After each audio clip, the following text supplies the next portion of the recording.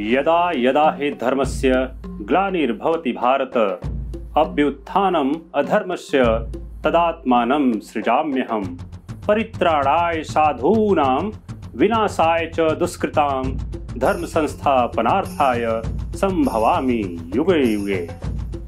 भगवान श्री कृष्ण अर्जुन से कहते हैं, हे भरतवंशी अर्जुन, जब जब धर्म की हानि और अधर्म की वृद्धि होती है तब ही मैं अपने आप को साकार रूप से प्रकट करता हूँ, साधु पुरुषों का उद्धार करने के लिए, पाप कर्म करने वालों का विनाश करने के लिए और धर्म की अच्छी तरह से स्थापना करने के लिए मैं युग युग में प्रकट हुआ करता हूँ।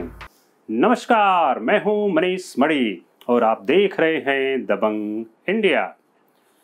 व्यास जी बड़ी प्रसन्नता से मुस्कुराते हुए परम ब्रह्म ब्रह्मा जी से कहते हैं, भगवान, मैंने एक श्रेष्ठ काव्य की रचना की है। इसमें वैदिक और लौकिक सभी विषय हैं।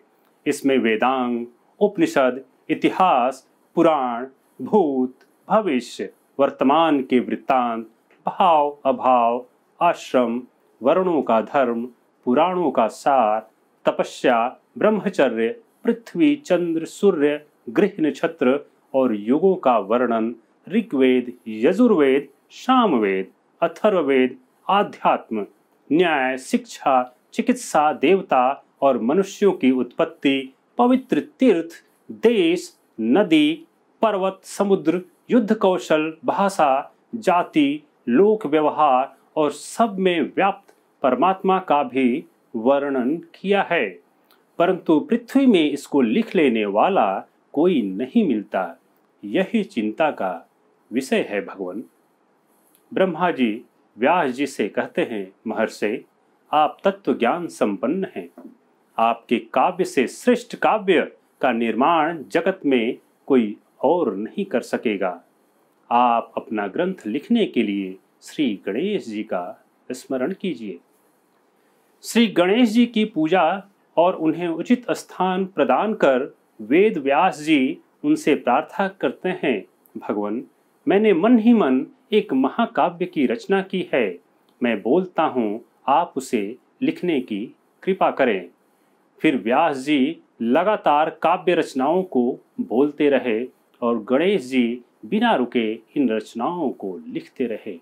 तदुपरांत इस महाकाव्य महाभारत की रचना पूर्ण हुई।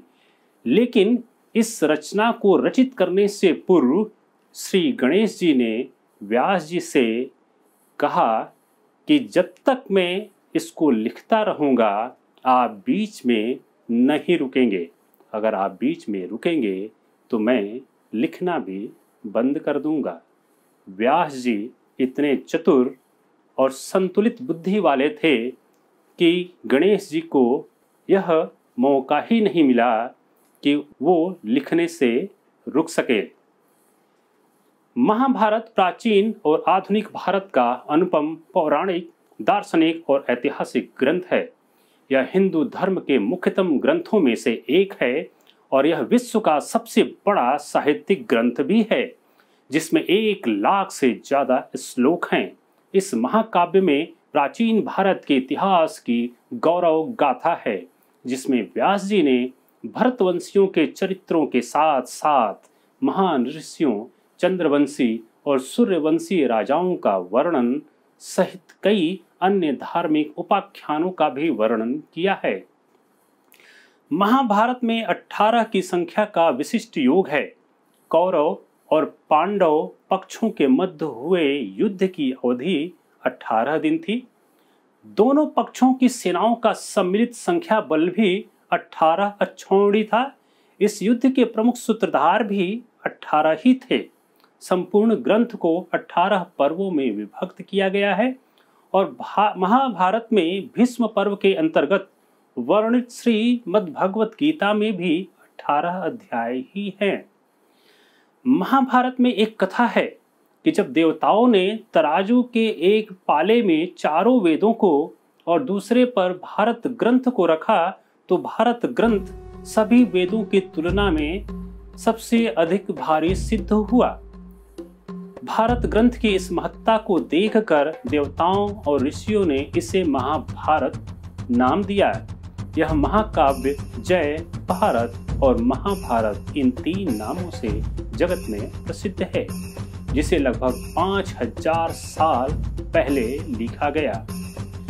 इस महाकाव्य के अनुसार जो यहाँ अर्थात महाभारत में है वह आपको संसार में कहीं न कहीं अवश्य मिल जाएगा, परंतु जो यहाँ नहीं है वह संसार में आपको अन्यत्र नहीं मिलेगा। आज के लिए बस इतना ही।